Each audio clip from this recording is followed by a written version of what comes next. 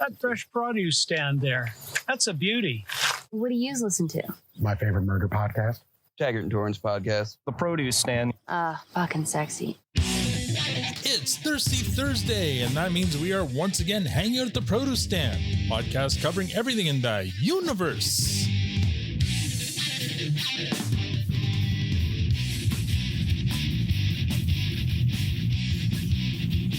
I know what you're thinking. There are a lot of other Letterkenny podcasts out there, but this one just turned 6 years old. Happy birthday to us. Happy birthday. Really? Yes, happy anniversary, everyone. We made it, guys. I'm Al, your host, and joining me in the room, as always, is the lovely Tanya. And online, we've got Squirrely Matt and the very offensive Victor. How are you guys? I like Victor's name. Yeah. Good. I'm good.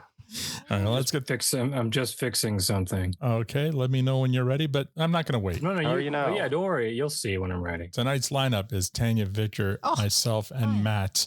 Tanya, how have you been? Man, I wasn't ready to go first. I should have looked up more.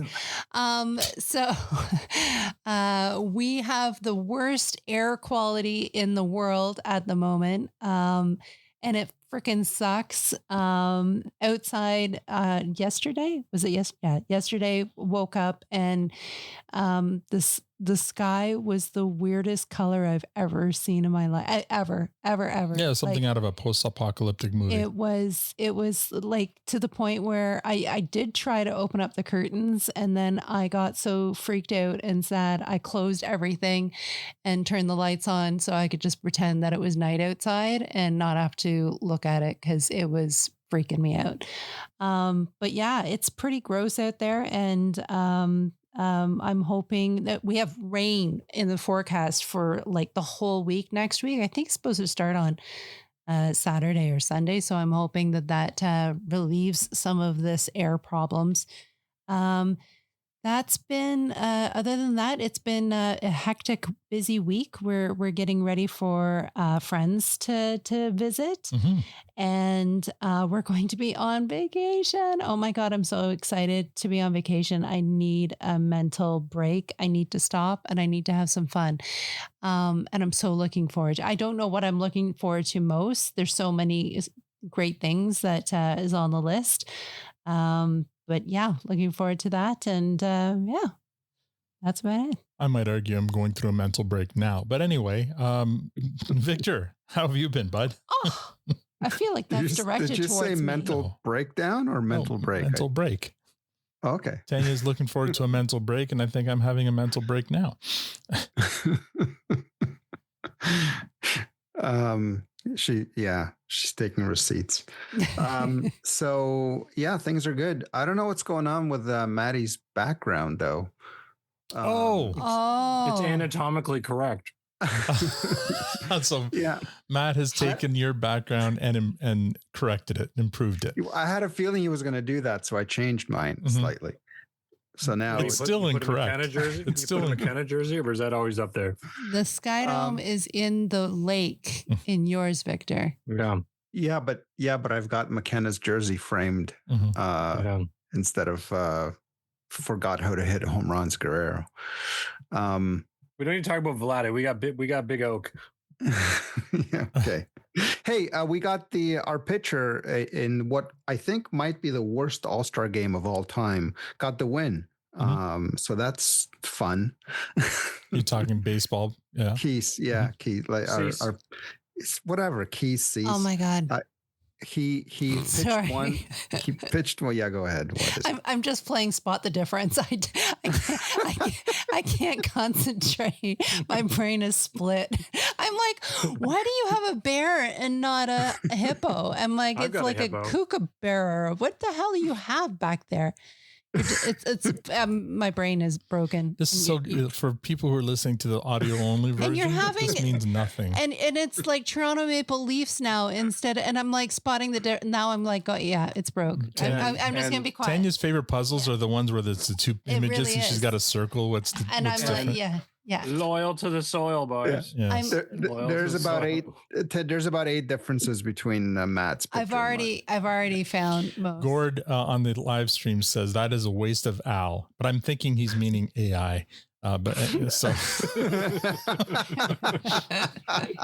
it works both ways. it does work both ways. Thing. Victor, how have you been? And Matt, your CN tower is way too tiny. My goodness. Sorry. That's it's more perspective. Actually, that's true. My tower is a little taller than yours, Matt.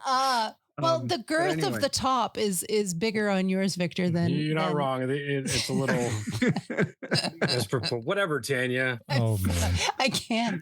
Yeah, Can we mommy. move on? we're gonna move Last on. time I come. Yeah. So what's going on? Hey, I saw the trailer for the next EA NHL game today, and it's coming out, I think, sometime in September. If that thing comes out before Shorzy on my stupid Xbox, I will be very upset. It was, I mean, when was that FenFest that we were at and that we What met did you the say, guy? FenFest? It was that in the Whatever. winter. It's the Shorzy Classic. Classic. It was, Oh, yeah, I think, in that's what it November. was. Yeah. And we met the designer, and he said, "Yeah, it's coming out." Well, the in a game's couple been on months." Steam for months. It's just hasn't gone on the consoles yet. Yeah, it had a date, and Mhm. then it passed that date, and then they removed the date, and now there's no date, Oh. but it's still coming. But anyway, whatever. What's been going on? I've been, obviously the World Cup, so we've got our finalists. I forgot. Yeah. Portugal was already out the last time we chatted. So So it's Spain versus Argentina on Sunday for Wait, all Portugal's the out? marbles. Does Yes. your neighborhood And- not know that? and France quiet and, around here. in Italy. France and England are playing for third spot. So Mhm. that's happening on Saturday. So that's going on. Silo, the next season, it just came out, so I'm looking forward to watching that. That's a really, really good show. I think it's the third season that's coming out now. Or I haven't seen any of them yet, but I super recommend that. I one. hear It's good really things. Yeah. Yeah. And we watched the first episode of that new Little House on a Prairie show. That Oh yeah, we're gonna McLean watch that Fish because we're gonna have McLean Fish. McLean Yeah. Fish back on the podcast to talk about it. So make sure you do your homework. Yeah. Well, so like I'm watching it really just because of Linda. She loved the Sure. original, and if you give it a chance and pay attention and don't scroll, I think it's probably a good show. Mhm. But It doesn't. It doesn't not look something like I picked to it doesn't watch. look like the Michael Landon Little House on the Prairie. Oh, It really? looks a little Not. more I don't know, more No, it- raw, realistic kind of thing. Is like it set more in of that a same time mix period? caught up. Well, yeah, it's the story, right? It's just Yeah. I think it's a little more realistic about how life was in that Yeah, time. that first episode is a little slow though. Like Mhm. it's not riveting, Mhm. So But it and I never think people really was riveting. It was just like chill and just kind of sit back and watch it. that's not I guess. Yeah, but I think the other thing is that you don't really get the nostalgia factor because the casting is so different, right? You get used to the characters, right? And you're Mhm. kind of you have to get used to these new characters. Sure. And you have to learn to enjoy them and stuff. Kind of like that. So I watching Wrath of Grapes and getting used to all the new actors playing the. Yeah. Yeah, No, that's, there was more foundation there. Didn't but- phase me at all. No. Yeah, I'm Like, looking forward. you and to Tanya didn't talking even about- realize that there was No, different I actors. thought they were just new people. Yeah. I'm looking forward to this doing the second part because it's everything that Matt's been waiting for. So Yeah. it's- All right. Well, we'll get to it in a second. I'm just going to talk about my week because it's been an exciting week. Yesterday, I got to spend the morning at New Metric Media's offices. And wow, it was so exciting. I got to, so our network, our friends from Sonar Network, they have some desks at New Metric Media's offices that they kind of rent and they invite anybody from the network who wants to work from their offices to go work. So I took them up on the offer and I got to sit and work at my desk and look at all, and I shared a bunch of pictures on the Discord of all the posters and stuff. I was such a tourist. I felt bad because Michael from Sonar, he knows about Letterkenny and Shorzy, but he doesn't know Letterkenny and Shorzy. And I'm walking around the office going, oh, there's a Vote McMurray election sign on the door. There's all the coffee mugs are like Letterkenny and Shorzy swag. I grabbed a big sexy mug for my coffee, and just all the stuff. And then up on the top floor, they have the Shozer Studio, which is their YouTube channel where they host all of their content now. And they have a couple of really nice podcasting studios as well. So there is an opportunity and a possibility that we'd be able to record some interviews from those podcasts, from those studios. So stay tuned. That might happen. Who knows? But in the meantime, it was just kind of fun to go and check it out and work from the office there. And I ran into Mr. Mark Montefiore, who I was told doesn't spend a lot of time at the office in the summer, but just so happened to be there when I was there. And I'm sure when he saw me, he's like, what the fuck is he doing here? Like wondering, am I me being a stalker or something? And I totally wasn't. I was there because I was invited. And it was fun. So, looking forward to doing it again. And Matt, you were supposed to come with me yesterday, but something happened. I'm sure we'll get to, but hopefully next time I hope to go back maybe in August and work another day from there and see what we see.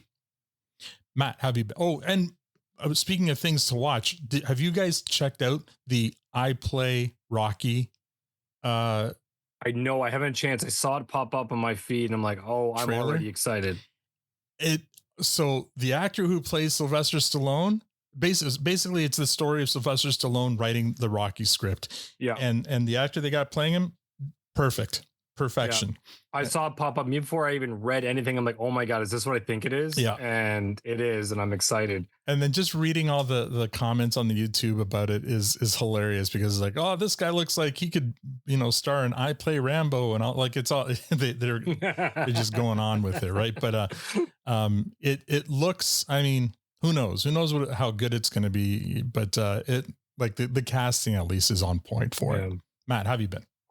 Yeah, it's been a busy week. I wasn't able to join you yesterday. I'm still working through. We have a bit of a plumbing issue. Nothing that's stopping everything, but I've got to sort out some issue with my hot water heater and hopefully get that sorted out soon before things get any crazy around here. We have our first Airbnb guests in this week, so there's been a nice couple downstairs. They joined us on Monday, I believe, and they're here till Monday. So they're doing a whole week stay.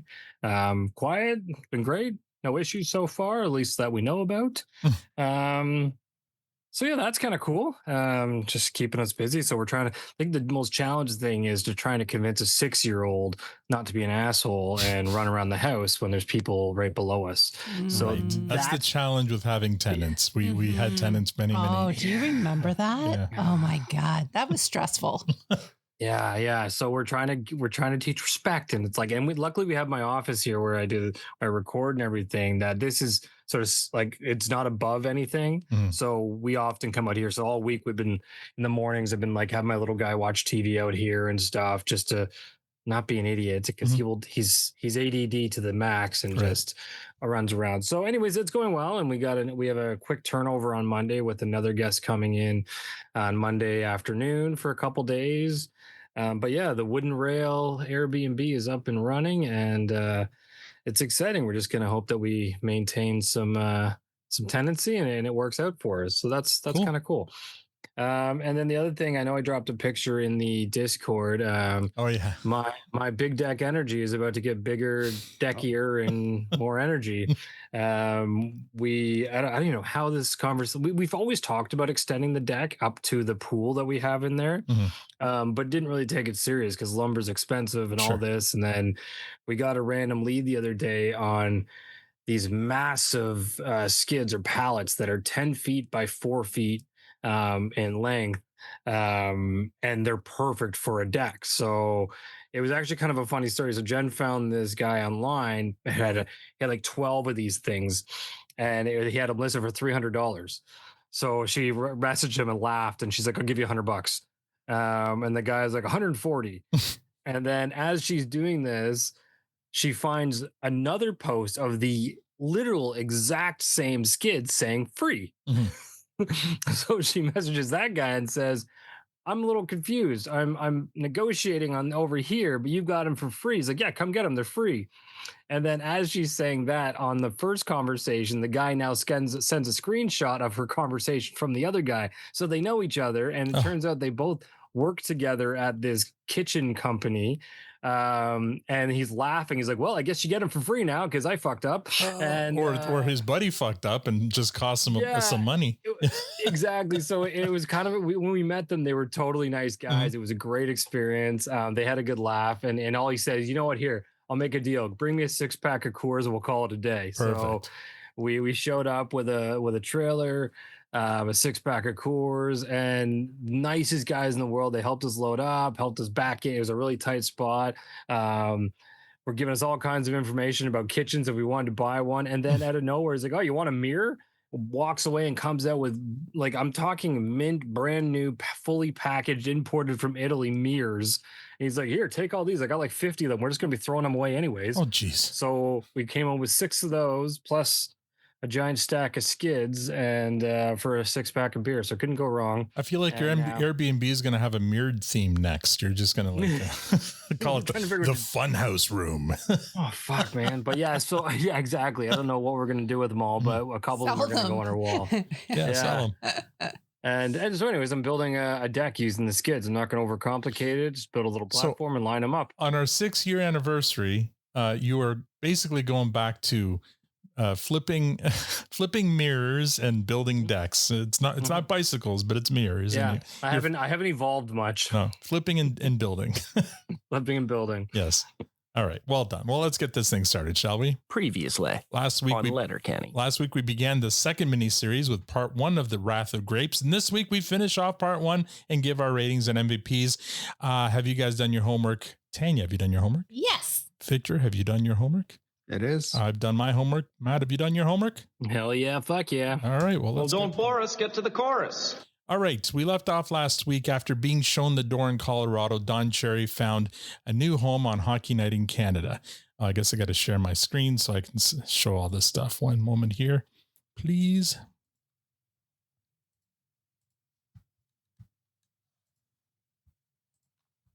So we pick up with another flashback. Oh, wait. Hold on. Sorry, I got to do this.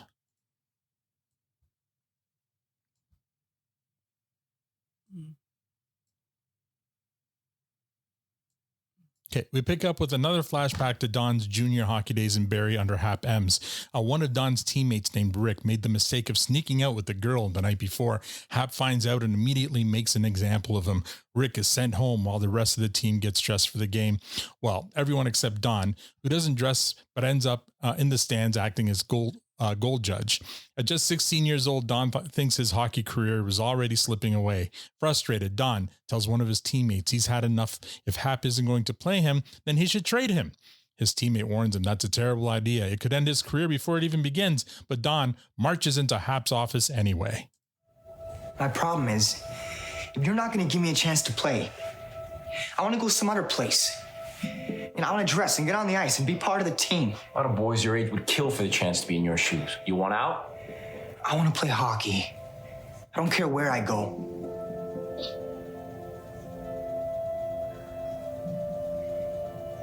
Bring your bag tomorrow.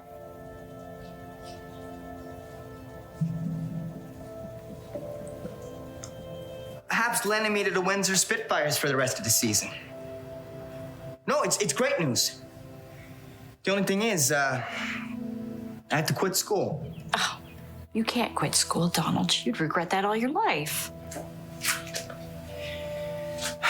I have to. I want to play hockey, and there's no other way. Well, I know you want to play hockey, but you can't play forever, no matter how good you are. And if you haven't finished high school, you could be at such a disadvantage. Mom, I have to do this. It's a hard world out there. You could ruin your life. I never thought you would quit school. I'll be all right. You'll see. And one day you'll be sitting in the stands watching me play in the NHL. I gotta go, Ma. Say hi to Dad. Bye. Sometimes, without knowing it, you make a choice that changes your life forever. And Mom was right. I've regretted it ever since. All right, Tan, what do you think of that scene? Oh, it's so hard to watch. My heart goes out to the mom. Like, it's like you see, You would take her something, side. you see something and the where it's gonna go, and it's like try to stop it. And anyways, but what I want to know is why would the coach even suggest such a thing? Like, is that what happens or happened? Oh, it kind of still happened. I mean, it hockey in Canada, the junior system in Canada anyway, it's not tied to schools like it is in the US, right? In the US and NCAA system, basketball players, football players, they all go through college, university. Hockey too. Well, yeah, they do. But for the most part, or back then anyway, the route to hockey wasn't through today. School. Sure. Yeah. I mean, today NCAA for hockey is huge. Yeah, but it wasn't back then. Back then, juniors were, and juniors had nothing to do with school. Like if you had the time, the spare time, sure, you can go to school, but don't let it interfere with hockey. Wow. Yeah. Wow. That is. And some coaches like Hap M, he did though prioritize education with his players. He was known to anyway. But because now he was moving over to Windsor where they didn't care, that's why Don Cherry had to stop, quit school. And did he ever go back? Did anyone look it up? Did he get not by the sounds of it? He didn't get his because he said he regretted it ever since, so he probably never went back. No. Huh. I just listening to Tyler Johnson, with that accent, saying udder instead of other and stuff. It's just kind of you wouldn't need a speech coach if you went back to college. Right. Yeah. And we'll get to that. But yeah, Victor, what did you think of that scene? Yeah, it was a good scene, but I feel like that a scene like that just again makes you forget that there was a first movie. Just because it's so complete, right? It takes you back to his childhood and it kind of recreates that whole timeline for you that you almost kind of very easy to forget that there was this whole other movie that we just finished watching because this is it's building a story without any gaps. Yeah. So it's very good. Matt. Yeah, I agree with Victor. It's just kind of carrying on. It's I know we're seeing a different point in time, but the bounce back and forth along this movie is really, it almost feels unnecessary for the first one, even though it was really an interesting take on everything. But I mean, my only take on this scene though, on specifically, was I felt the mom was very light. I feel like, and maybe it was just a different time, and that could be part of it, but she's just like, oh, okay, like, you probably will regret it. But I think any modern parent would be like, hell you are. Like, yeah, but it's Tim's interpretation and he wasn't there to see it. Yeah, that's true. Sure. But it just seems the delivery of that scene seemed very like the mom just like, okay, like he's what, 16? Is that what we're saying? Yeah. And it's like, are you sure? Like it's we're not negotiating whether you want to eat your peas or not. It's like, this is school. Yeah. So, but whatever, it is what it is. And clearly it worked out for him. And in the idea of that, he regretted ever since knowing what his future was. I find that interesting comment as well.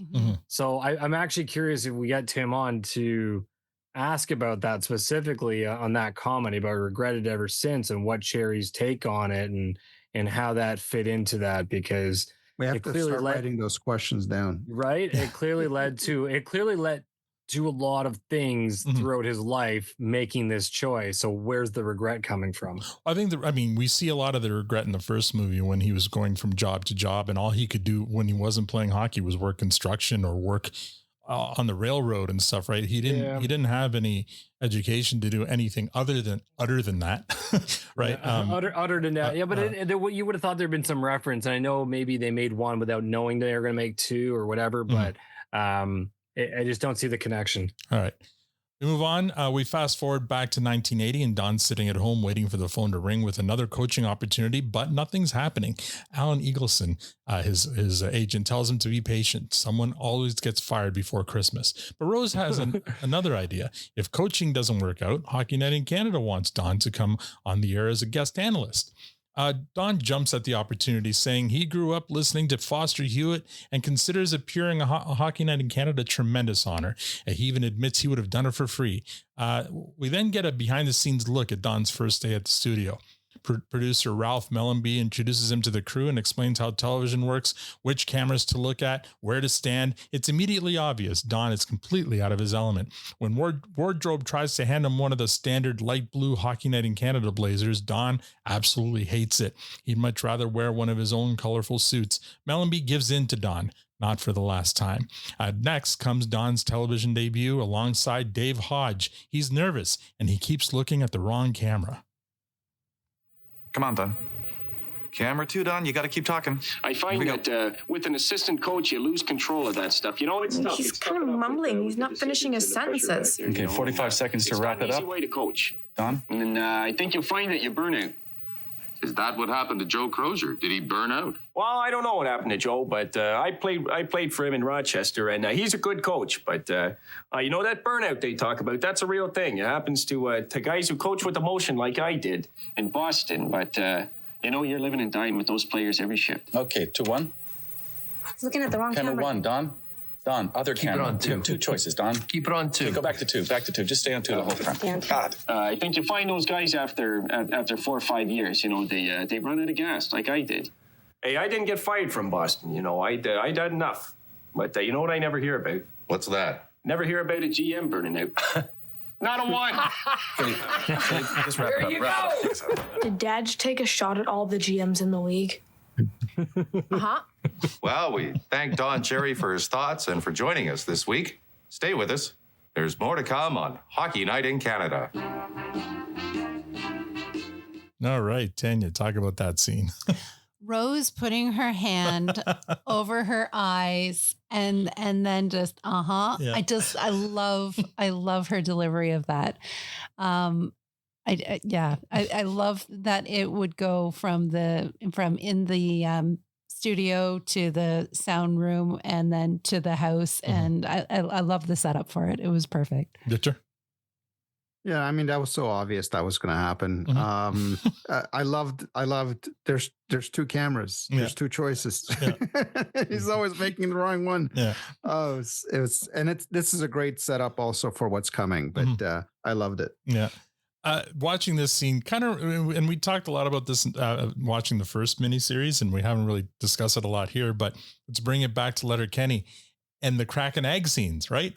When they're in the studio and they're like, where's that noise coming from? Like, yeah, it's just kind of, I'm sure one doesn't influence the other, but in this case, but it's just kind of comical watching him struggle with the voices in his ear too. Like that would be distracting. Can you imagine while you're saying something and having somebody in your ear saying 5 minutes, camera 2, camera 3, wrong camera, whatever, right? Like that would be horrible. Well, I went through that, right? Because I mean, that's what I went to school for in college.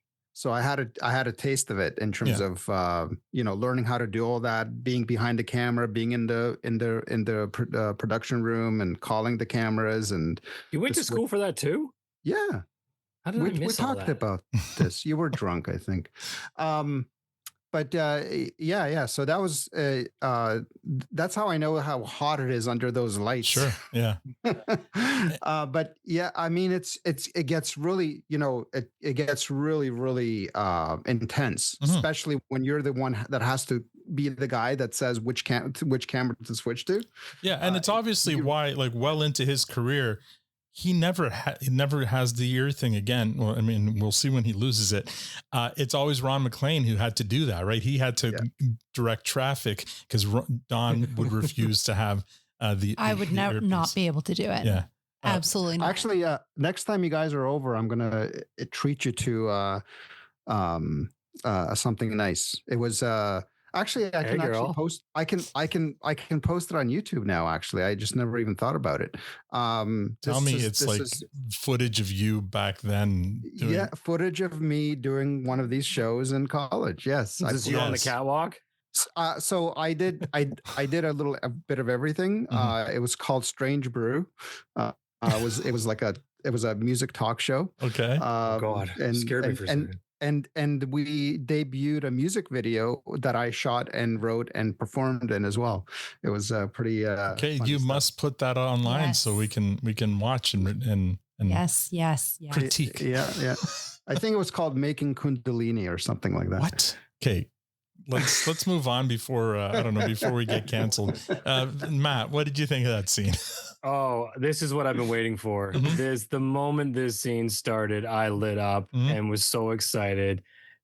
Of course, we knew it was not going to go well. Right. And that's entirely on the production team at this point. Later on, not so much, but they basically gave him nothing, just threw him into the pit and said, yeah, point that. I think the easier direction would have said, look at the light.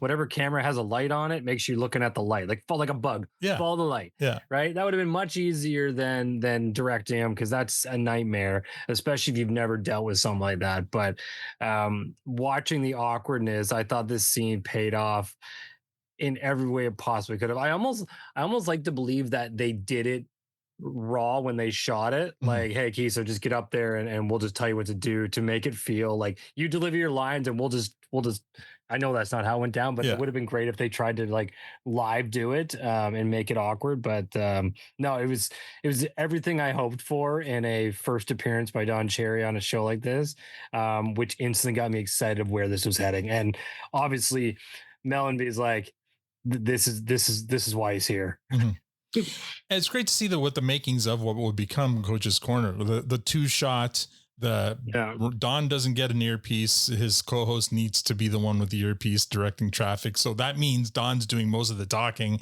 while the co-host is trying to either keep him under control or not.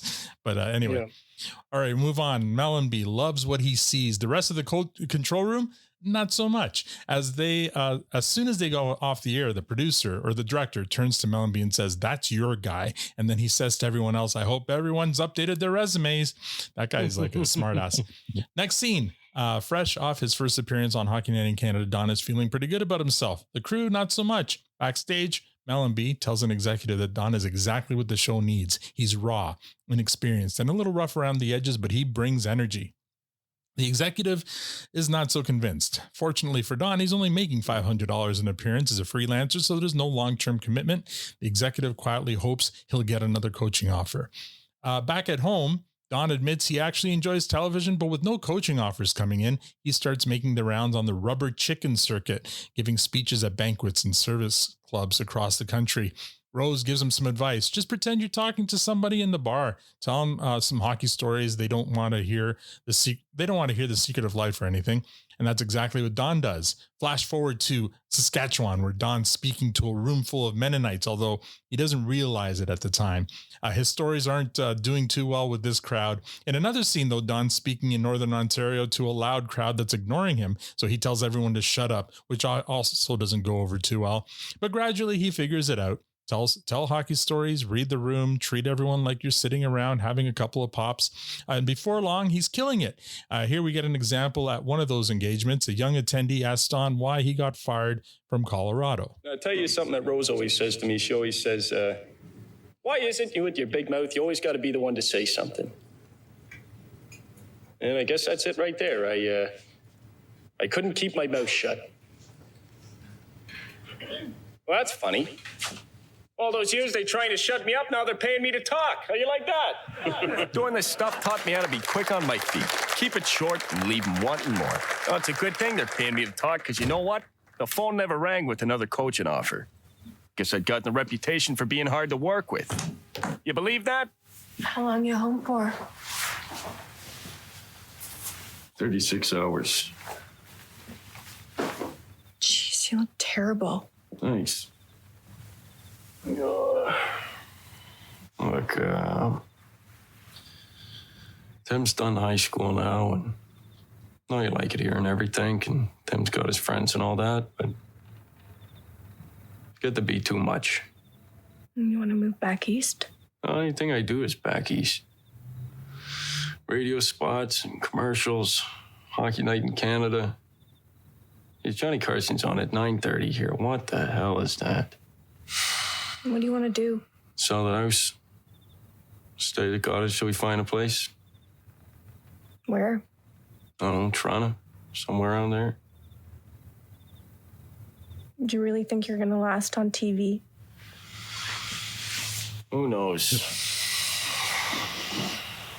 I didn't really care for the whole TV thing. But, at least Don couldn't get into any trouble, right? Right, Tanya? There's no way she said that. That was just put in there for comedy because it was like that was put in there for you, so you can. Yeah, no, she knew him better than anyone. Well, and as we'll soon see, she knows him better than anyone, and knows that he will get into a ton of trouble. I took it as sarcasm. Mm-hmm. Well, maybe it might be sarcasm too, but right. I'll take sarcasm or naivete or whatever. I don't know. But Victor, what did you think of that scene? I was gonna say though too, it felt like what a comedian must go through. Testing out material, reading, trying to read the room, and he basically did he was. All these speaking engagements that he was at. Yeah. Going from town to town. Yeah. Trying to figure out where the laughs are. Yeah. Yeah. Victor. WKRP. That's right. Yeah. No, like Tanya got in my head. So now whenever there's a scene like that, I'm just on Cindy watch. And, here's another example where they're talking about Timmy graduating high school and no word about Cindy. So she was done. She was moved out already. I know, but the fact that just like she's not being mentioned, it's as I'm watching I try not to mention our son around here, but she won't let me. I'm just getting hit. For those of you listening at home, I'm getting hit by Tanya. Talk about him all the time. Air five. Not you. Yes.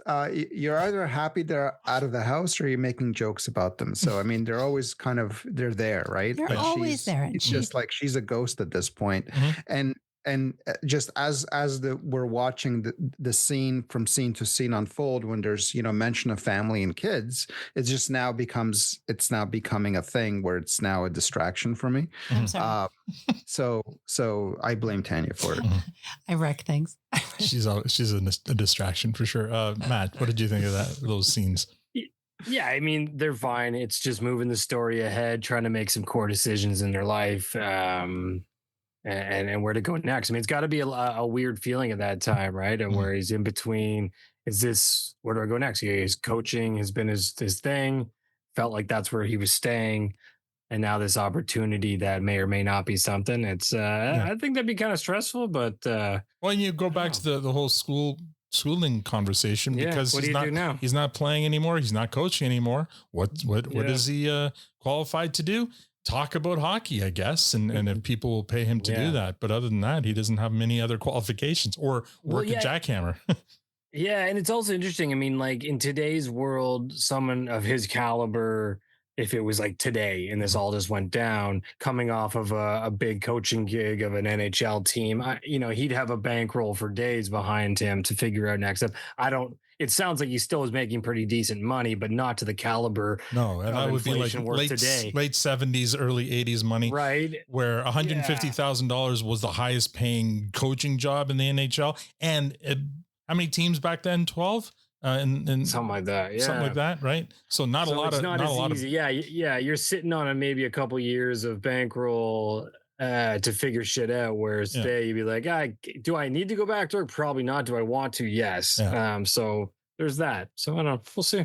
All right. So Rose's optimism doesn't last long. Back on Hockey Night in Canada, Don is once again trying to juggle hockey analysis with the control room, while the control room constantly barks camera changes and time cues in his ear.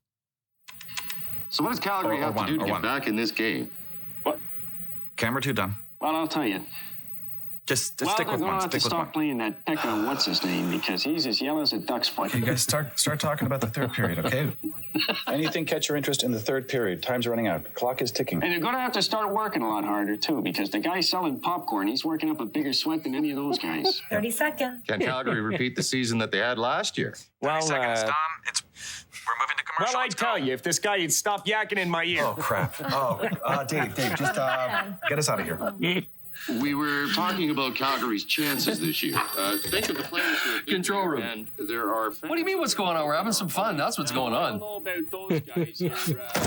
Well, I don't know. I think they're going to do pretty good. Top goal scorers like Lanny McDonald and Kent Nilsson and tough guys too like Poplinski and Hunter. I think they're going to do all right in the Smite division. Bring it home. It's a Let's tough wrap it up. battle in the Smite division this year, and we appreciate Don Cherry's thoughts on that. Stay with us. More to come on Hockey Night in Canada.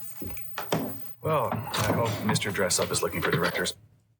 All right, before we go on, production note, Mr. Dress Up is kind of Canada's version of Mr. Rogers, in case you guys aren't familiar. And it was a CBC show, so that director there is trying to maybe get a job at Mr. Dress Up. And by the way, my best friend's aunt did Mr. Dress Up's makeup for many, many years. So that's my connection there. Matt, what did you think of that scene?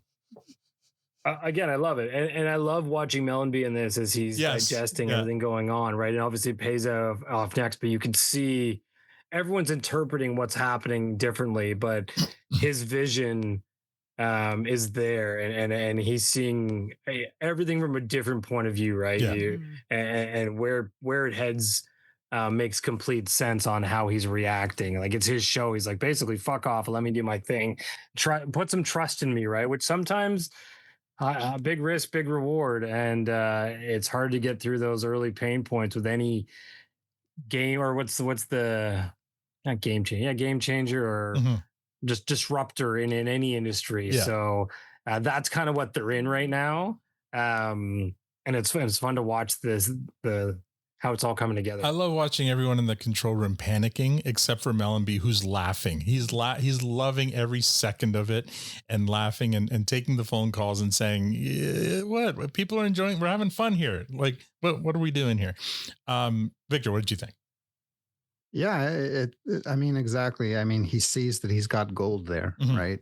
And everything that's happening is it's perfect for him, right? And it's shaping what the show is going to become. Yeah. So, it's like when you hear, I don't know if you watched that Beatles documentary where you got to see how they're writing the songs that they ended up. You're kidding me? Soaked up. I've watched it twice now, all the way through. Yeah, it was so good. Yeah.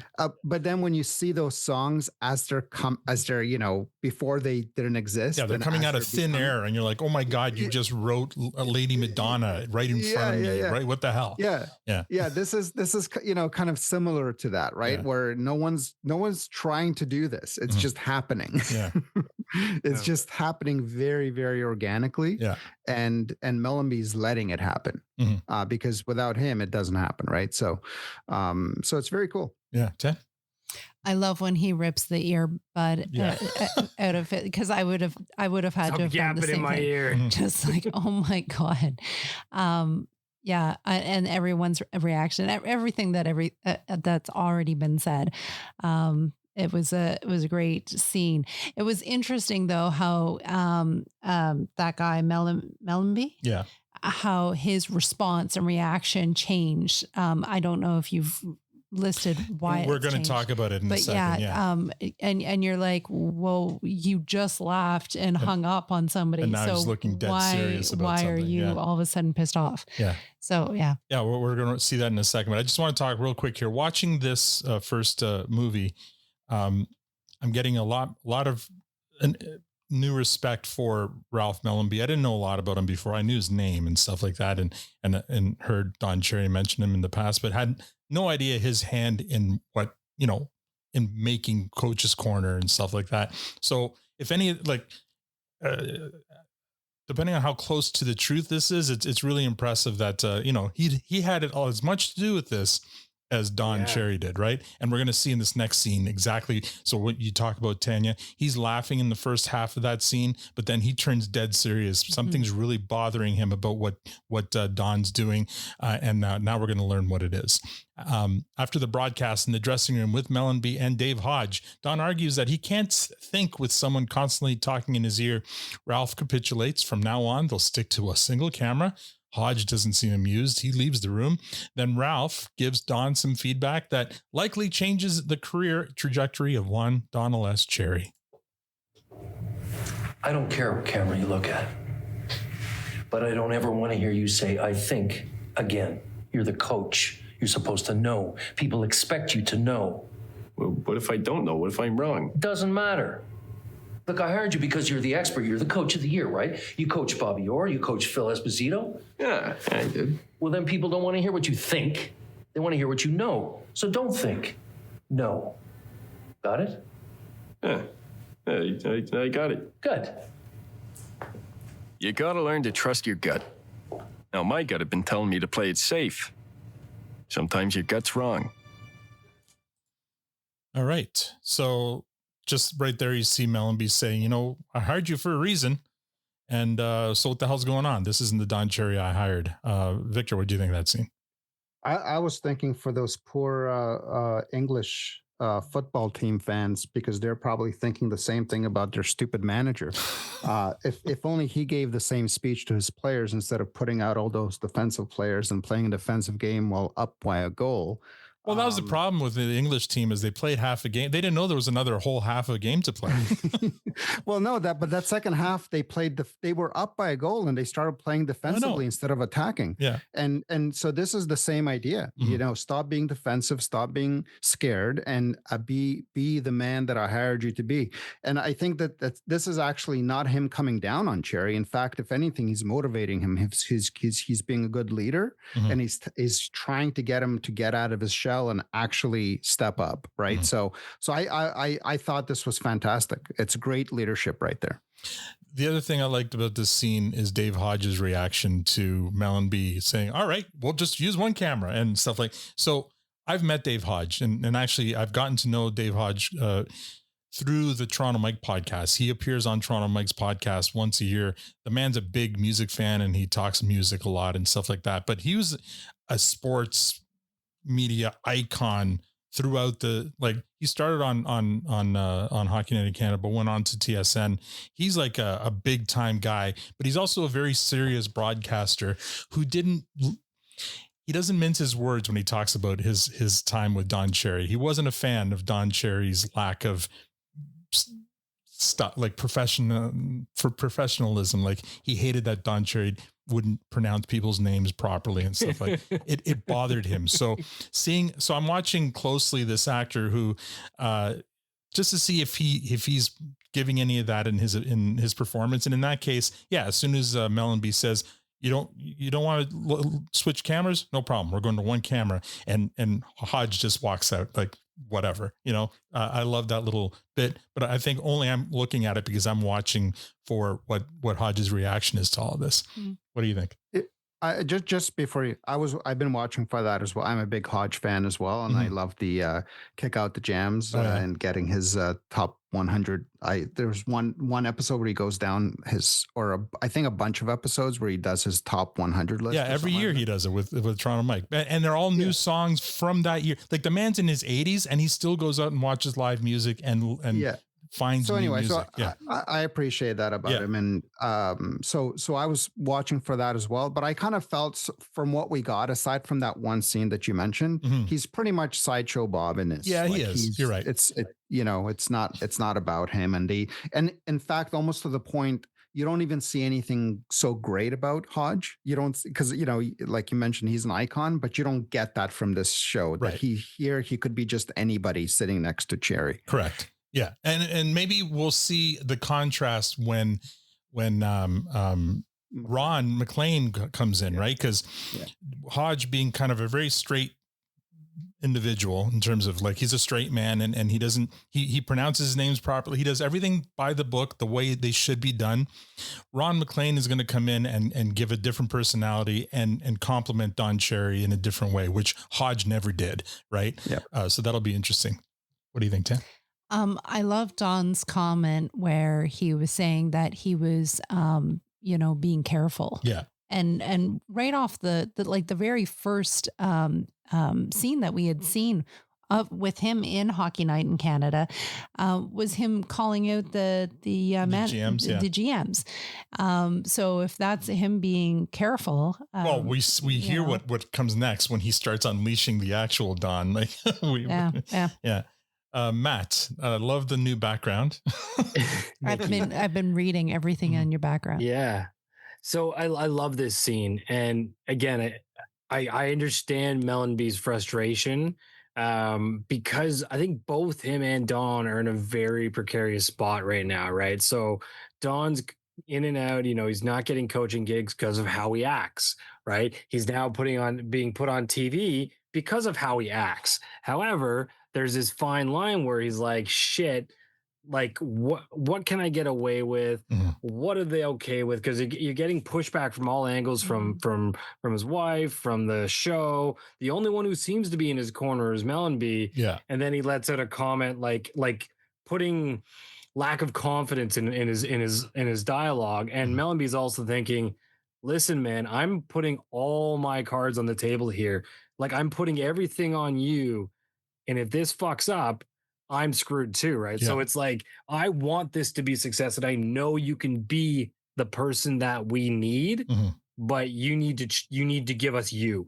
And I understand all the corporate and all the sensitivities, but if he's got Mellenby going, do you, I'll take care of everyone else. And now they're building the show around him with the earpiece and the camera, the two shot. Yeah. I love that. That's what you need to do with talent like this. And some of the best talent you've ever seen on TV, you don't try to control them. You contain them to a degree, but you work around them to get the best out of them. And that's exactly what he's trying to do here. And I respect the hell out of it. Very cool. All right, we'll move on. Cue another flashback to Barrie, Ontario. Don is back for his second season under Hap Ems, and things are finally starting to improve. He's older. He's playing more. He's earning Hap's trust. And then everything changes. Two teammates are caught drinking. If Hap sends them home, their hockey careers could be over. The players hatch a plan. If everyone admits they were drinking, Hap can't possibly send the entire team home. Don doesn't like this plan. He doesn't even drink. But one by one, the players agree to stand together. So Don agrees too. The boys file into Hap's office one by one. Hap asks the same question to all of them. Were you drinking? And when it's his turn, Don lies and says yes. We then go back to the when he went back to the locker room, Don noticed his teammates all looking guilty. They couldn't even look each other in the eye. Instantly, Don knew he'd made a terrible mistake. Hap walks in and tells Don, along with the other two players who were actually caught drinking, to pack their bags. They're all going home. The rest of the team is instructed to hit the ice. On their way to coaches. Well, let's stop there. First of all, did you understand what had gone on there? Like the yes. Yeah. So I feel like I've heard this story before too, but maybe it's because I watched this movie years ago or whatever. Can you imagine? And this might be another one of those instances where Don shoots himself in the foot by going with the team, but then the rest of the team go back on their word, right? Like the classic Don Cherry there. Victor, what do you think of that? Yeah, I mean, it's one of those things it would be interesting to kind of verify if this actually happened, just because it's such a Hollywood movie kind of a thing. Yeah. You know what I mean? Yeah. Like I feel like this happened in some movie, in some movie, whether it was Porky's Revenge or something like that, where where a bunch of guys play a prank and then the loser gets left out in the cold, right? Which is kind of what happens here, and I feel like it's a little too the way that it all played out, and I'm not going to spoil anything until we get to it, but it just all feels very Hollywood. Sure. That's all. Yeah. I don't know. That, it's fine. I don't know. I disagree with that. I think it's like a team camaraderie thing, a team that bands together. There was no team camaraderie. Yeah, they all backed out though. Like I know, but they were pitching that as what the goal was. Like they can't get rid of all of us. All of us say. I buy it that Don would be the kind of person who would go with the team against his better judgment. But because it's the team, right? I'll go with the team. Fine. Because the team is saying. Yeah, but the fact that everyone on the team didn't do what they said they were going to do is it's a little suspect. Prank. Yeah, it's almost like a prank. It's almost which you would get in kind of Revenge of the Nerds or Porky's Revenge. It's those kind of movies where shit like that happened. Yeah, Matt, what did you think of that? Yeah, I mean it's a hard one. Like, and I get why he I understand. I know it's a hard one. I see what he did. Let's put it that way. Do I think it was a smart move. I don't know. I don't know how close he was with the team, but I know teams are they loyal to the soil kind of shit. Oh yeah. But I think it'd be really hard coming back from that and having any faith in your team beyond that day because he went in on that also under the belief that we are a team and we all have each other's backs. And when it was only him and showed that loyalty and everyone else, it would be an ugly scene beyond that day, I think. And I think all morale amongst the team, and I know we see a bit of it, but it's unfortunate. I think it's a silly decision to fall on the sword with a couple of idiots. But again, I don't know how close they were beyond just being teammates. So I don't know. It's a weird one for me. So on their way to the coach's house, one of the guilty players thanks Don for standing up for them. Don admits he was probably just the only one dumb enough to do it. In voiceover, Don says he isn't worried about the hockey anymore. He's worried about facing his parents. If he gets on that train, he'll have to explain why he's been thrown off the team. One of the boys, he's in coach's house, one of the boys, almost in tears, desperately begs Hap for another chance, saying his father will kill him if he comes home. Hap looks at Don, but he refuses to beg. Hap's wife, Mabel, quietly reminds him to think about the boy's parents. What if it was our Paul standing in front of you, meaning their son? Cut to the players in the locker room. Don and the other two players walk back into the room. They've just been given reprieve. But in voiceover, Don admits he may have gotten himself into that mess, but he never forgot who pushed him into it from behind. So during the next skate, Don waits for his target, runs him into the boards, and proceeds to beat him mercilessly as his teammates and coach look on, but don't try to stop it. Hockey justice has been served. So now the way that, Matt, you were talking about, like, would that restore maybe not their faith in the team, but at least now Don's a leader, right? So explain that again. So I feel like when I watched it, I missed that brief connection of why he targeted that guy. And then he's the one that was trying to convince Don to go along with the team. Yeah. That's the guy. He pushed him. Antagonist. Yeah. When Don makes, so he's the one who pushed the idea. Yes. Yeah. Oh, I thought it was one of the guys that. Nah, you got to pay attention. They don't all look alike. I've got ADHD, man. It's a squirrel went by or some shit. But that's why I'm like, I was trying to. This is the perfect example of comeuppance. Yes. Yeah. Okay, got it now. Now it makes all sense. So, yeah. So if he's the main antagonist, that's why he. Okay. So do you think the coach knew? Sorry, Matt. I think the coach, when he saw Don wouldn't even beg to stay on the team or whatever, that Don was likely sticking up for one of his players. So when he saw Don beating on, like when he was given a second chance and then saw Don beating on the player, to me, I would be like, yeah, that's the guy who pushed him to. I think coach knew what was going on. Could we call this a version of kangaroo court? Sure. Yeah, exactly. Kangaroo Judge Dredd. This is what hockey culture always talks about. Let them police themselves, right? This is the example of what they want to be able to do. Keep the rule makers out of it. We can police ourselves, and this is exactly what they did. But then what is the coach showing of himself that he's not, like, he kicked the first kid out because he had a date. He didn't kick anybody out. No, he didn't He kick. had a The date. first kid. The first kid he kicked out. There was hardcore rules. Everybody knew the rules before. Well, he has to set an began. example. He has to set the tone. Right, but now what's the example that he's setting? Yeah, okay, you did wrong. He's got a little bit of humanity. Well, not only that though, the example he's setting is, okay, yes, I let these three off the hook, but a pound of flesh still needs to be extracted, and Don extracted it for him. Yeah. No, I think coach did the right thing in this scenario. So we flash forward after that scene to the end of the season with Don and his teammates raising the Memorial Cup in celebration before handing it over to their coach, Hap M. So there you go. It worked. It gelled the team. Whatever happened there made them closer, and they ended up winning the Memorial Cup. Barry was a powerhouse, and Don played more minutes than any other defenseman. Don's parents were in the crowd to witness it. Now, back in the 80s, Don's watching replays of his Bruins loss to the Canadiens in the playoffs when Rose walks in. Don informs her that Ralph called with good news. CBC wants to sign him to a contract. Rose is happy, but Don doesn't seem to be pleased. Says he's become too comfortable just sitting there answering questions like everyone else. That's not who he is. He wants to go back to being the swaggering coach who kicked towels and threw things behind the Bruins bench. Rose gently reminds him that that's what got him fired. Don doesn't care. If Ralph wants the guy who coached Boston, that's exactly who he's going to get. Cut to the next hockey night in Canada. Before the show begins, Don tells the producers he doesn't want to talk about the NHL Board of Governors meeting. Nobody cares about that. He's got something else on his mind, but he doesn't tell anyone what it is. They're all going to find out together. They start the segment, and this is our first time seeing and hearing the familiar intro to Coach's Corner.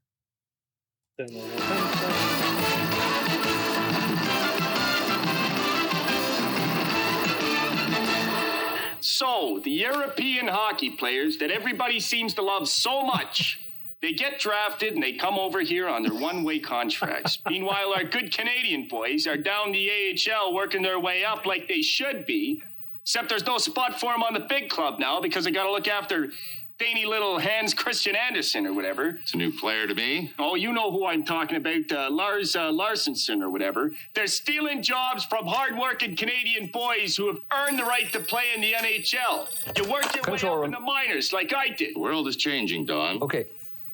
Well, first of all, the only way I can stop him is if we go off the air. You can't deny the skill level. Oh, are you saying Canadian hockey players don't have skill? Well, we got to go get it from Finland or East Sweden or something like that? Of course not. But when you've got players like Kent Nielsen, Peter Stastny... Oh, you don't like Wayne Gretzky? Don't like Mike Bossy? What about Charlie Simmer or Marcel Dion? Okay, I'll tell you what. Well, I don't like it. If you want to make sure he gets the message, I think the best way would be for you to deliver it in person. So I can arrange a time for you to meet Don, and you can tell him your concerns yourself. So does the game of hockey. No? It evolves. You sure? We've got 21 teams. We're looking at expansion. You need the European Right, we are out to in come to North 5. America. Hockey is played right here, and no one beats Canadian boys for that. And there we go. We have a fully formed Don Cherry. What'd you think of that, Tim? There's a lot going on in that scene. Uh-huh. I love that he kicked the earpiece out and he was just going for it. I love too that they showed that no one knew what they were going to talk about, and it was just on the fly. No one knew what he was going to talk about. What he was not even his co-host. Knew what he was going to talk about. Does Dave Hodge ever talk about that moment? I don't know about that moment in particular, but he's talked in the past about his time with Don Cherry, and Dave Hodge has his own mythos that you can go into, like could have his own movie if you wanted to. But anyway, yeah. Victor, what did you think? Well, before we jump into that, when you were describing the scene where he's watching the Bruins reruns, Tanya got her wish. Yeah. Not only did they show that part with him on the bench, but he actually freeze framed it when he had his arms out. Yeah. When Rose came in and started talking to him. So that was for you, Tanya. Yeah, love it. Yeah. In terms of this scene, so basically what he says there ends up being repeated over and over and over again through his tenure as Coach's Corner, as coach on Coach's Corner. And for me, and this is kind of where I stand. Like I to this day, I think he got, we did him dirty by not kind of calling CBC out for what they did, because they kept him on the air specifically because this is the kind of stuff that he was saying. And what he was saying there is not so different than what he was saying about those people. Right. It's on the same level. It's on the same. It's one is not worse than the other. They're equally as bad. They're equally not appropriate. They're not worded correctly. But that's exactly why they kept him on the air. Right. All these the difference, though, Victor, is CBC didn't fire him. Rogers fired him. So that's the difference. I don't care who it was. Well, it matters. Matter. But the reason matters Nobody because stood behind. The point you're making, though, is CBC stood behind him for 25 years when he was saying the same, if not worse. Exactly. But then when Rogers took over, corporate Canada took over, and they're not going to put up with that shit. Like CBC might have, but Rogers didn't. Yeah, I'm not going to let him off the hook. They kept him on the air for the same reason. Yeah. Otherwise, they would have gotten rid of him as soon as they took over, and they didn't, because it was great. And then all of a sudden, they got flack, and then they said, and then they did what corporations do. They get rid of you. Yeah. Yeah, Well, at the and peak of his cancel best, culture. and his best buddy let it happen, and his best buddy had no, so Victor, I'm going to call you to task on this because you know what, Ron McClain is not a villain in this, all right? And if just the same as when you laugh at Don for lying about drinking for the team back then, that would be what Ron McClain would essentially be doing by taking one for Don. No, he was doing his job. He got mixed up and entangled in the mess. You want him to give up his career because I didn't. First of all, I didn't say he should give up his career. I said he should have backed him. That's all. I didn't say he should. He remained Don Cherry's friend to this day. So you know what? And Don Cherry doesn't blame him for that. We can ask Tim, and Tim yeah, well, Tim has already said. Tim has already said. Matt. Oh, sorry, I was mid drink. That's all right. No, this is what I've been waiting for. Yeah. This is Don Cherry. This is amazing. The look on Mellenby's face, that slow push into him past the director and the switchboard operator who looked flabbergasted, said it all. He's like, this is where my cards are, and we're ready to go. And I love who I'm assuming is like the head of the network or someone's on the call, whoever's calling him. Yeah. But like, he's like, yeah, I'll introduce you to him. I love it. He's like, I'll just here. You want to do with it? Come. Yeah. If not, fuck off. I feel like they use one actor to act on behalf of the CBC brass. I don't even know if he's got a name, but they just use the same guy who's always going to be there to say like, fire him or get him in line or whatever. Yeah. Yeah. And it's incredible. It's, agree or don't agree with what's coming out of his mouth. This is where he took off, and you saw everything about him right then and there. And you can also already feel the disconnect with him and Hodge there as well, around like they're not on the same level, which obviously leads into where this goes. But no, this is him unleashed, and here we go. All right, next scene. Mellenby phones Rose. Don skipped a CBC promotional interview. Mellenby is at his wit's end. He's trying his best to work with Don. There are plenty of people at CBC who would love to see him gone. Rose tells Mellenby now he knows how Sinden and Mirren felt. The reason Don is being difficult about the interview is because it's game day. She explains that Don still lives his life exactly the way he did when he was coaching. Morning routine, pregame meal, nap, game, show. He still thinks like a player. That's why he never fit into management, and that's why he'll probably never change. Instead of being angry, Mellenby is actually writing all of this information down in his mind. This is good, useful information. The final and most important advice Rose gives Mellenby is the surest way to get Don to do something is to tell him he can't do it. Before we move on, there was no scene here, but I love, and again, who knows the accuracy of this, right? Because no one was there when this is happening. But Mellenby, instead of like getting angry with Rose, hearing all this stuff, he's writing this down. He's noting these are all the keys. Like Rose is the neck turning Don, and Mellenby wants to be the neck turning Don at work. And so he's getting tips and tricks from Rose. And I called it when we were watching it. I'm like, there goes the neck again.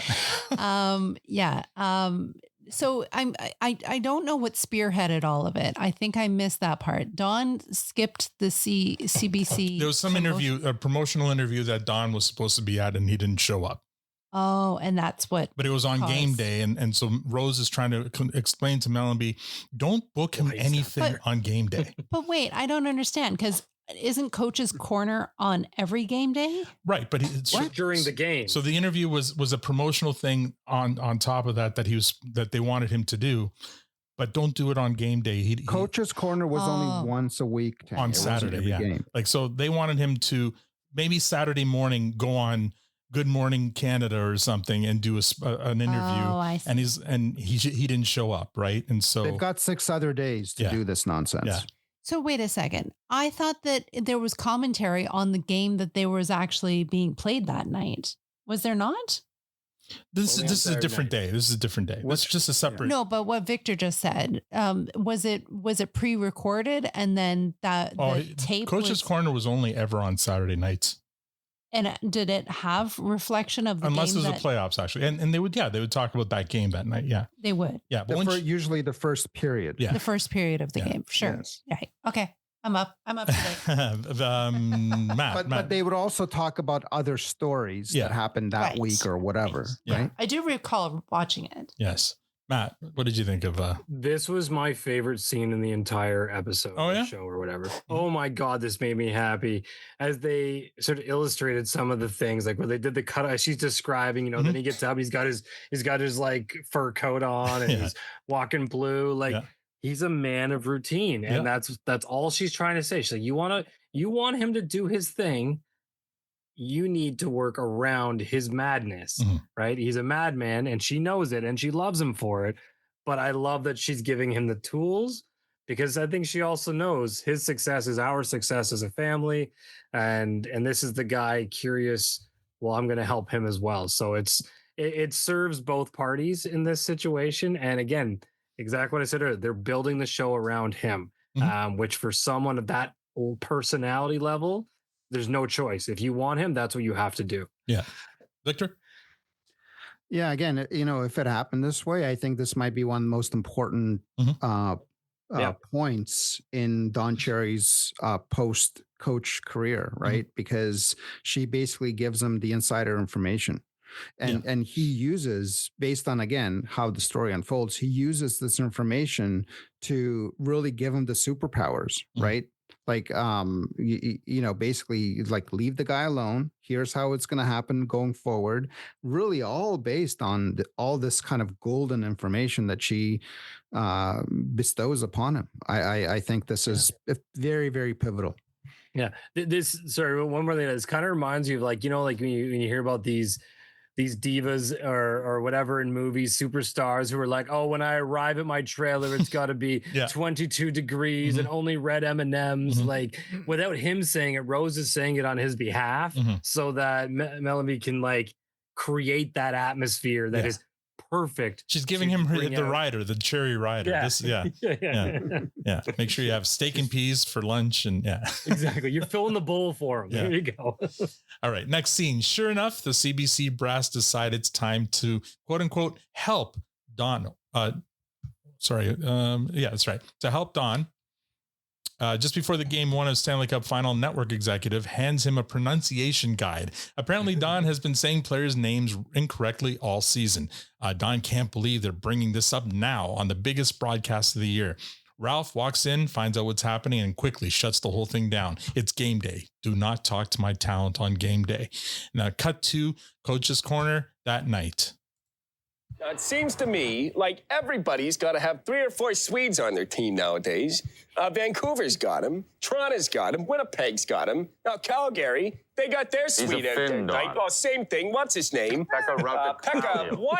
Pekka Rautakalia. Holy smokes. Hey, you better be careful how you say that name on the CBC.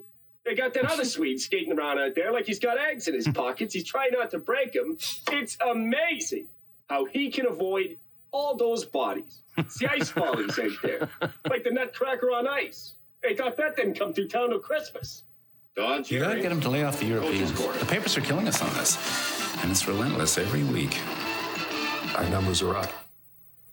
I know. It's your show. You can thumb your nose up at us, but there are gonna be consequences eventually. And I don't want you to say I didn't warn you. Oh, I would never say that. Can you at least convince him to speak English? It's the way he talks that makes him popular. There are 2 official languages in this country, and Don Cherry doesn't speak either one of them. Okay. My favorite line in the whole movie. I don't care. Just do something. My favorite line in that whole movie. There's 2 official languages in this country, and Don doesn't speak either one of them. All right.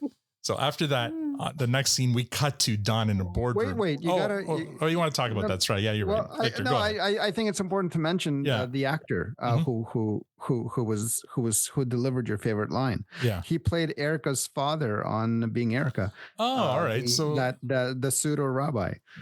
There you go. I never watched Being Erica, so I didn't recognize. Oh, you're missing out. You never watched it? No. Oh, what a fun, great show! I super recommend it. You and Tanya are gonna love that show. You should definitely watch it. So your assumption is that we're gonna watch it. You and Tanya are going to love that show. If you don't watch, she's writing it down. What the hell? So it's available. What side are you on? It's available for free on the Gem network. Okay, maybe we'll check it out. No, yeah, that's a great line, but it's also perfect for setting up the next scene. But does anyone want to talk about that scene before we move on to the next scene? No notes. No, I loved it. So yeah, that line sets up perfectly the next scene, which is Don in a boardroom with a speech coach trying to get Don to pronounce the T's in butter and roll his R's in brown cow. Don's not having any of it. And the last straw was the word precipitous. Don gets up and walks out. It's a fucking great scene. I wonder if he ever became self-conscious of his I pronunciation. think you need self-awareness before you're self-conscious. And I have to believe that Melanie didn't sign off on that particular voice coach either, because if there's any truth to how that guy delivered that session, he knew it was just destined to fail. That paper that he was writing on and chart, flipping, it took me right back to kindergarten. It took me back to corporate training. We were still using flip charts like that. Like, what was the one, like the second one where he's like, "Oh, did you hear me?" He's like, "Oh, I heard you. I'm just not saying." Yeah. The rain in Spain lies mainly in the plain. Yeah, it was so ridiculous. All right. Next scene, Mellenby is with the CBC executive watching Don's latest rant about how much of a floater Mario Lemieux is. The executive goes on about how Don is anti-French and European, and he's using the publicly funded national broadcaster to pick on them. Mellenby's only defense is that Don picks on everybody. And next scene, Ralph quietly walks into the neighborhood bar and asks a hockey fan wearing a Habs jersey what he thinks of Don Cherry. The fan says he can't stand him. He hates Don's politics. He hates the suits. He hates everything Don says, but his buddies love him. They all watch every week. Then they spend hours arguing about what Don said. Even better, his wife doesn't watch hockey, but she makes him call her into the room every time Coach's Corner comes on. It must be the suits. Yeah. Go ahead. I think that happened with us. Of course it did. Yeah.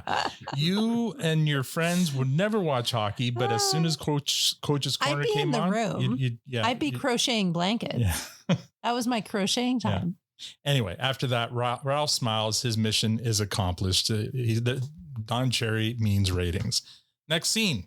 Don is at home getting ready for work and still venting about CBC trying to change him. He doesn't want to pronounce names differently or correctly. He doesn't want to change the way he talks. He doesn't want to sound like everyone else. Rose quietly reminds him that Ralph is taking heat for all this too.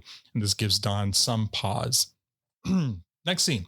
Don walks the concourse at Maple Leaf Gardens. Fans approach him. He signs autographs and takes pictures with them. He finally gets to the studio and Mellenby greets him and tells him he's got to stop going through the concourse. It's taking too long. And they have a bunch of sponsors and their family members who want to take pictures with him too, which he does happily. So he's being reprimanded for going through the concourse and taking pictures with fans and signing autographs, because the sponsors want to do that with him. And anyway, he's getting that popular. Then I'm sure there wasn't a lot of lineups for Dave Hodge back in those days. Then comes one final Coach's Corner. Don launches into another passionate defense of fighting in hockey. He argues that fighting doesn't cause injuries, it prevents them. As Don finishes his segment, another story is unfolding behind the scenes. CBC executives have made their decision. Don Cherry is finished. Ralph has 2 weeks to get him off the air. Ralph argues, but it doesn't matter. The order has come from the very top. Cherry is gone. After Don wraps his segment, Ralph meets him in the studio and walks Don back to his office. Cut to Don and Rose in their kitchen later that evening. You were right. What, am I welcome? Again? You sure? Ralph will fight for you, won't he? No, there's nothing else you can do. CBC wants me off the air.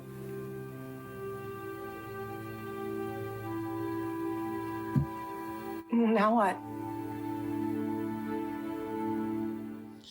And that's where part one of Wrath of Grapes ends. All right, we're going to go on to first impressions. No ratings or MVPs yet, just your first impression of this movie. And I start with Tanya. How stressful a life it must have been for Rose. Entertaining, but stressful. Like, how many times did they move?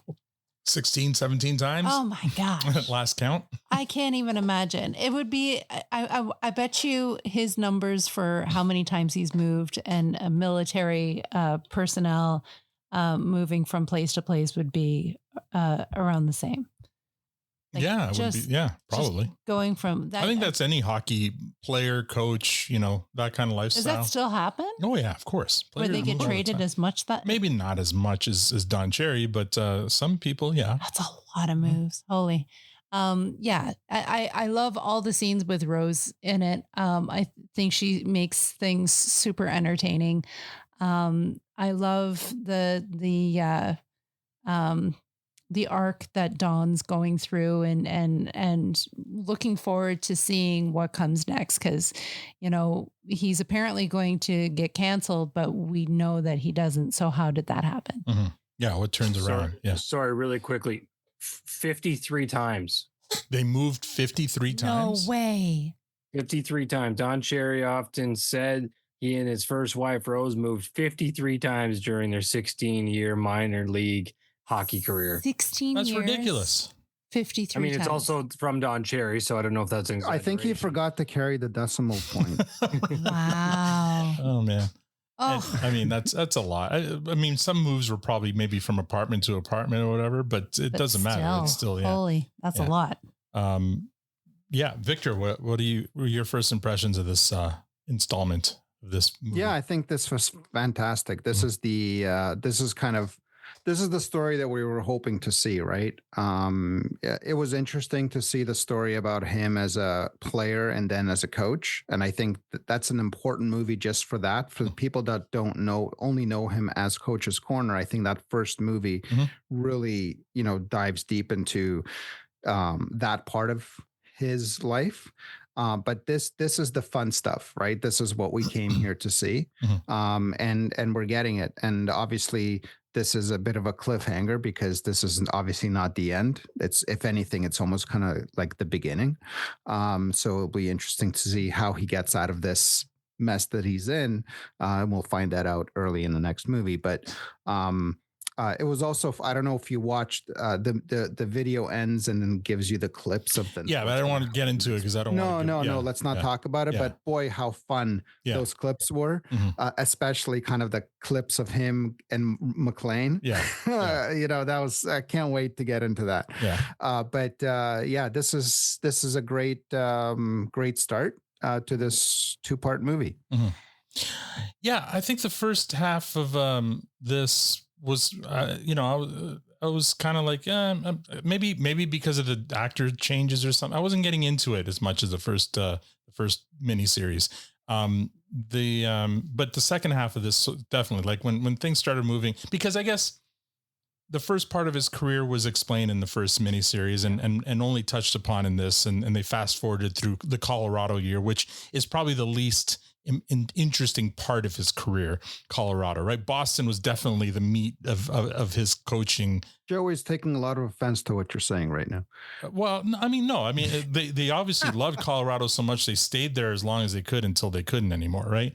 And I'd love to visit Denver. It's not about that. It's about the team and about his career lasting only the 1 year there. But yeah, the second half of this part was definitely, it picked up, and because you start seeing the birth of Coach's Corner that we all know and have complicated feelings about. So, so I'll leave it at that. Matt. Yeah. I mean, I kind of echo some of what you said there. I feel the first half of this almost felt unnecessary. Like, it was cool to see another aspect of his life, but we got all the big points that we needed from. And now you're making Stuart feel sad. Yeah. I love Tyler Johnson and stuff. That was gonna be my next comment. But this is by no means a slight at Tyler Johnson. I think he did a great job. I just don't think that story arc, or even if they could have glanced over all of the Colorado stuff and all that other, and just shown this early age backstory, and I would have been comfortable with it. Because the moment this started, where he enters hockey in Canada, this thing just, the whole dynamic of this movie changed, and the energy changed and the excitement around it. And this is what I've been waiting for. So I wish they would have got there sooner. But I love that they got there, and I love that we're getting it now. And I've seen Kiso in obviously a number of things. This is the best version of him I've ever seen right now in this half. And I assume it just carries into the next. Like, he is just nailing the role at this point, and it is so much fucking fun to watch. And I also have always said I love true stories. So I've always interpreted Don Cherry as like that movie Big Fish, where you're seeing and hearing versions. that are exaggerated, but that's Yeah. okay. Yeah. That makes it fun. That's filmmaking. That's Yeah. storytelling. And I accept That's printing the So legend. Yes. that's printing the legend. So Yeah. I accept that. And I think I referenced that before. But we also got a chance to see the exaggerated version of Don Cherry with our own eyes. Yeah. It's the stuff that before he became the flamboyant cartoon character that we don't really know. Yeah. So it's but it's like it's not such a far stretch because of who he became. Yeah. And again, like, and I mentioned, I've already said it several times, Mellenby, like I didn't know that name until today when I watched this, but he is deserves just as much credit for Hockey Night in Canada, what it became, as Don Cherry, because you need that person to see the possible. Yeah. He was clearly that person. Yeah. And not only see the possible, because the hard part wasn't hiring Don to do the job. The hard part was inspiring Don to be Don on TV, right? Because he was reluctant. And keep the powers that be at bay. Yes. While it developed. Yeah. Yeah, I agree with you. This is Kiso. Kiso starts shining when Don goes from timid, reluctant Don to loud, boisterous Don in those last few coaches' corners. Kiso disappears and Don Cherry appears. Oh my God, it's wild. Yeah, it is so wild. It's pretty wild. So I can see when Tim talks about Kiso when he auditioned or whatever, that in his mind, he was the only guy, right? Because I mean, some of the other Canadian actors he mentioned that were up for the role, great actors. I can't picture any of them doing what Kiso did with this role. Anyway, let's move on to ratings. Tanya, you're up first. What do you give this part one of Wrath of Grapes? Fresh, clearance, or compost? I just want to say that I agree with you. Like I did stop seeing Kiso beginning the first movies. Yeah. I was always looking at him as Kiso doing Dom, but I only started seeing Don and stopped seeing Kiso, especially during all of the rants. And then how pissed off, I also want to make the comment, how pissed off would Don had been that, he's being told to, let yourself go and just do you. And now he's being fired for it. Well, 25 years later, like he had a pretty damn good run. I know, but I mean here in this, in at the end of this, they should have let him go on his own. They should have let the contract expire and let him go out head held high and not being a butt end of a bad joke. Yeah, well, that's not what happened, so it doesn't matter. No, but I'm meaning at the end of this movie, they're letting him go, but we know it continues. But what I'm saying is, him and Rose, I'm surprised that Rose wasn't more pissed off in the kitchen, going, "Well, they wanted that from you, How do they want that? And now they're saying it's too far." She knows both sides. She sees and knows, but also understands the controversy that he is. Yeah. Rating. I think it's a fresh. I liked it. I know you had said that you didn't like the commentary coming through of two characters. I wasn't a fan of the voiceover narration from Rose. I liked it. I still didn't even notice it. It only happened like once in this second half. I think it only happened a couple of times the first half, but I wasn't a fan. I liked it. I liked her. Didn't even notice it. If there was a movie from her point of view where she does all the voiceover, I would totally watch that. The fact that we have a movie from a point of view, but then it also brings in a second point of view, it messes with it. I don't know. I'm not a fan of that. I thought it brought comedy to it, or just that kind of. Yeah. I liked it. So you don't like Sonny and Cher? You like it's nice when they play off of each other. No, but that's not what I'm talking about here. Yes, they were fun. All right, so you get refreshed, Victor. I mean, what do you? Yeah, it's an easy fresh. I mean, even if you don't like even if the first half was a bit slow for you, I mean, the overall the entirety of the first half of this movie it's an easy fresh for me. Mm-hmm. Yeah, I was coming in giving this one a clearance because I enjoyed the first miniseries so much, and the first half of this one, again, was kind of weird. It was uneven or whatever. But I don't know. After listening to you guys gush about this, and I agree, the second half of this was strong, and you start seeing the origins of Coach's Corners, and I love that they bring in. They don't use the intro right off the bat. They bring it in like a couple of Coach's Corners in is when you finally see and hear the music, the theme, and the opening that we're all used to seeing. So yes, it's a fresh. Matt. Yeah, longer buildup than I would have liked, but it is an easy fresh. Yeah, hands down. Wondrous! Oh my god! Oh my god! Oh my god! Wait!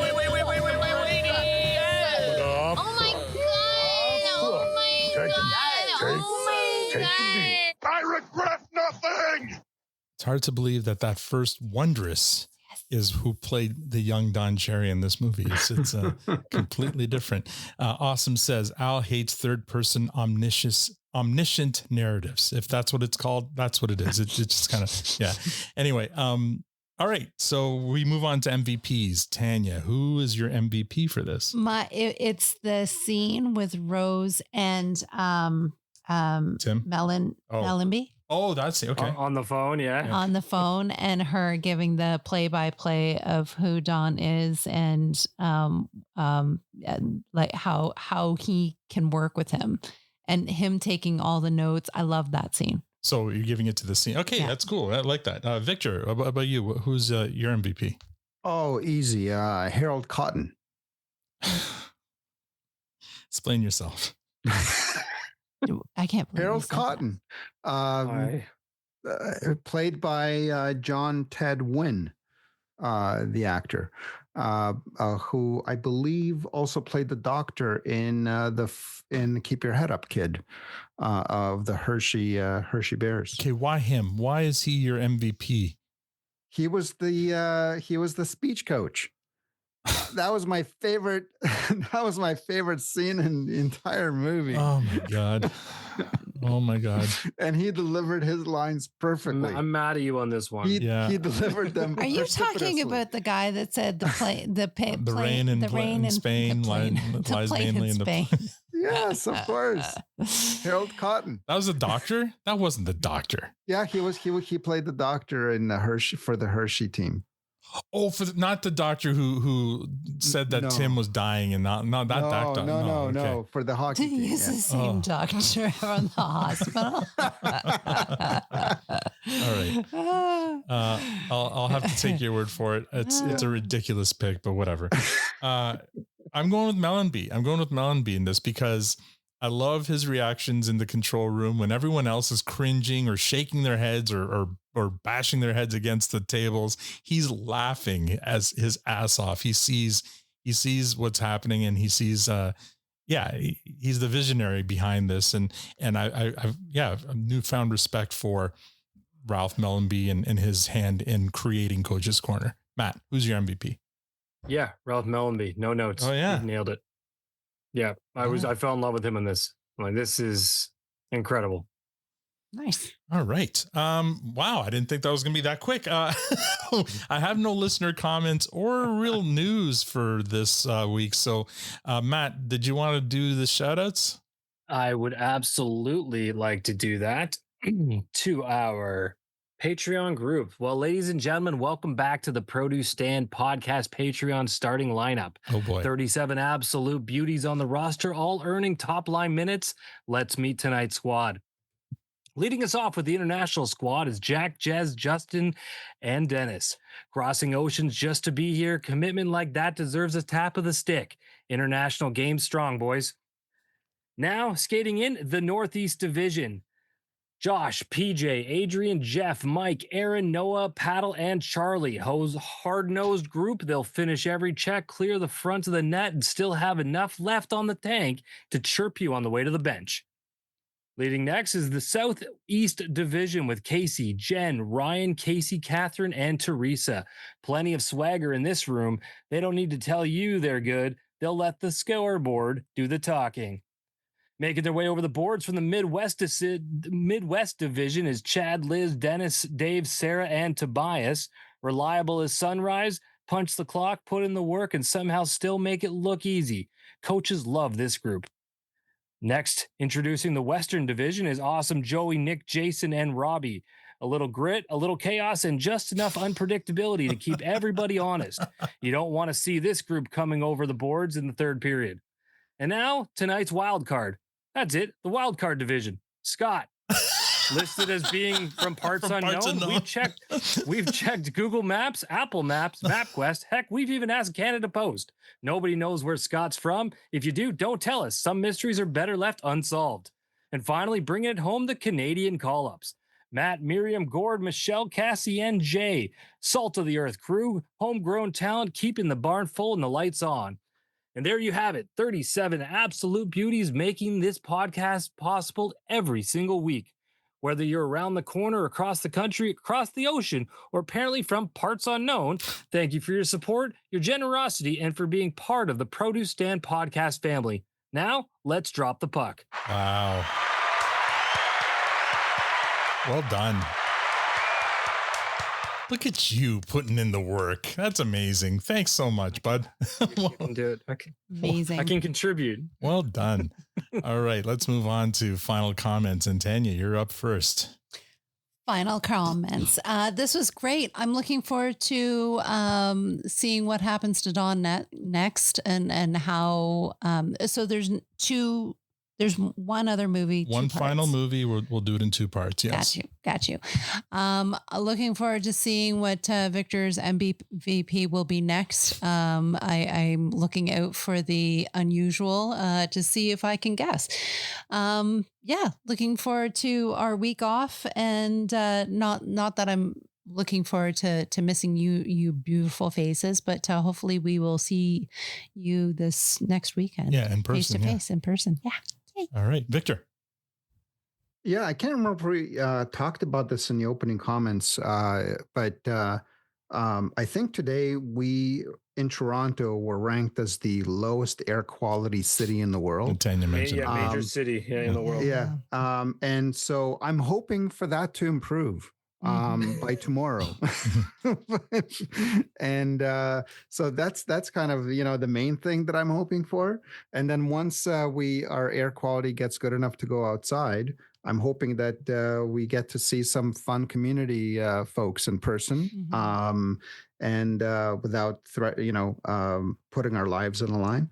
And then looking forward to part 2 of this, because I think that's going to be so much fun. That's going to be the, I think we're going to have a hoot reviewing that second part. Looking forward to it. Yes. Thanks guys for coming out tonight. Matt, great job on the Patreon read. Thanks everyone who stuck out on the live stream. Michelle, great to see you on there. I don't know if you're back from the UK yet or not, but I'm loving watching all the pictures you've been taking and meeting up with Trollinger and Matt. Dennis, sorry, not Matt. I'm meeting up with Dennis in London. So that's been a lot of fun to follow. Yeah, guys, this has been fun. And yeah, we're going to take a week off next week because Tanya and I are on vacation, and we're having our friends Casey coming up for a visit. So we're taking a week off, but then we're back the following week to finish this up. And then hopefully we'll have Tim on to talk about this, and we'll ask him all the questions we've been saving up for him. So there you go. Matt. Oh, final comments. Yes. Yeah, this was great. I kind of felt like you were wrapping up and forgot me, and I was just moving on. No, but I never forget you. I know, buddy. Almost. I know. No, this was fun. I needed this. This episode made me so happy, and I had a lot of fun reviewing it. And of course, these bits I'm doing at the end, I'm getting a little bit of help from the online. Don't say AI, because some people will roast you. I was going to say Al. Yeah, me. All right. But, I'm helping you out. You're right. Yeah. But no, it's fun. I just love this shit so much. And then I'm loving these reviews. These feel like our OG reviews. And I can't wait to do the next one. All right. So now it is time to get inebriated at the after party.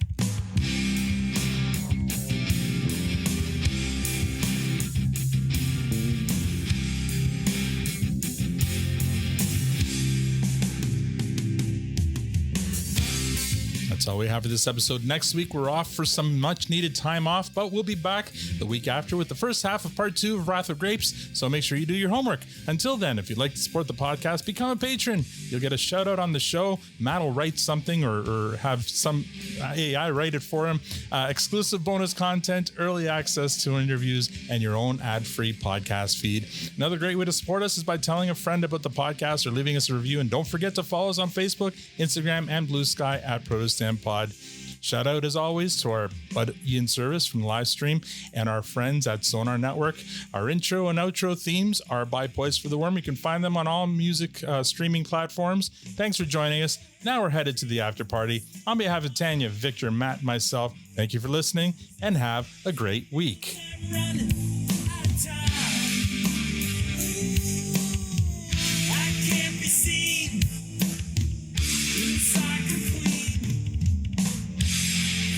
State of